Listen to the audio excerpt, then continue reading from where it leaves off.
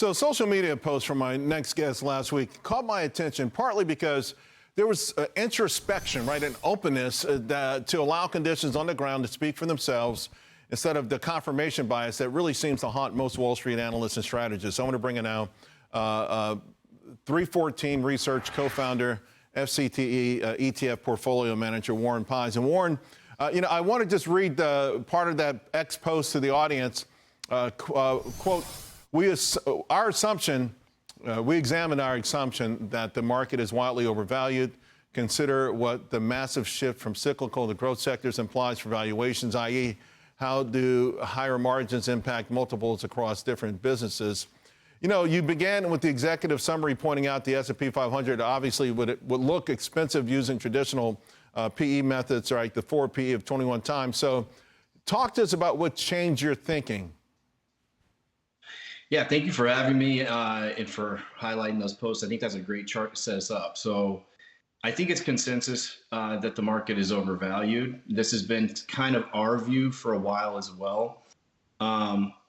Trading at like 26 times, trailing earnings 21 times on 25 estimates and 19 times 2026 estimates. So if you go back in time, the trailing PE ratio average for the market is like, 18 to 19 times. So on a very basic surface level analysis, the market is expensive. But today's market is not what you would have bought, let's say back in like 2006, like the chart we just looked at highlights. Like as an example, 2006 was 15% more financials and energy than tech and telecommunications in the index back then. Today, it's like a 39% swing where tech and comm services is 25% more. So you have to make a number, I think, of sector and compositional adjustments to really give you clear picture of what valuations are for this market. And when you do all those adjustments, just on like a sector adjusted basis, trailing PE shifts up about to like 21 in change times or trailing earnings.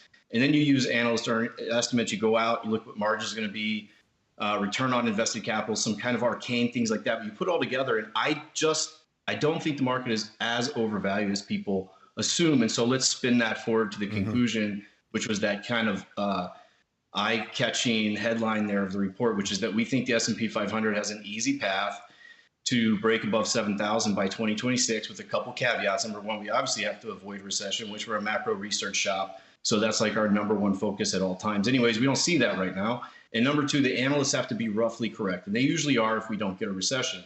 So if you put all that together and we get $305 of earnings in 2026, given the compositional factors that we looked at and some of the quality factors, I think it's very reasonable for the market to continue higher and break out above 7,000 on that time frame. So, but there was some mixed reaction amongst your clients with this, wasn't there?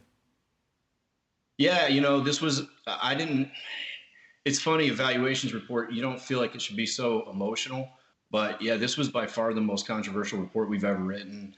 I had one set of clients who were like, wow, this was eye-opening. It helped me see the world differently and change their opinion on the market. And that was kind of my reaction, because we just look at everything with an open mind. What are we missing? I think in markets, okay to be wrong. It's just wrong. It's the big mistakes come when you stay wrong. Then we had another group of clients, I'd say a minority, but they were quite frustrated. They thought we were, moving the goalposts or inventing new metrics. And like, I'm very aware that that's a possibility. We try our best to check our emotions, but it's a controversial thing whenever you challenge somebody's preconceived ideas. Yeah, even when you challenge your own. I think it's refreshing. Hey, I got less than a minute to go. Another note you made recently about the 10-year yield getting at 4.15, causing a little bit of pressure for the stock market. Just, again, less than a minute to go. What do you see happening here? These yields are going higher. What is it telling you? What is it telling you about what does the market want to tell us? Well, I think the number one thing is we went underweight bonds back on September 19th. And the reason was we thought the growth scare that hit this market at mid-year had lifted. And so anytime you see yields below 4%, I think that's the market pricing in a recession. And so we're pricing out the recession. I think we're at the low end of fair value now. So, we'll re-examine that underweight as time goes on. But what we need for the bond market has totally priced in all 200 basis points of Fed cuts that's in that September SEP. So I think in order to get Treasury yields to move significantly lower from here on the 10-year, you're going to need the Fed to signal it's going to do more than that, and that probably requires a recession. So we're reaching fair value now. We'll see how the market handles it. Yeah, I mean, there's questions of whether they'll hit that SEP target right now as it stands. Warren, great stuff. Great. And thanks for coming on to discuss it. Thank you. Thanks for having me. All right. See you soon.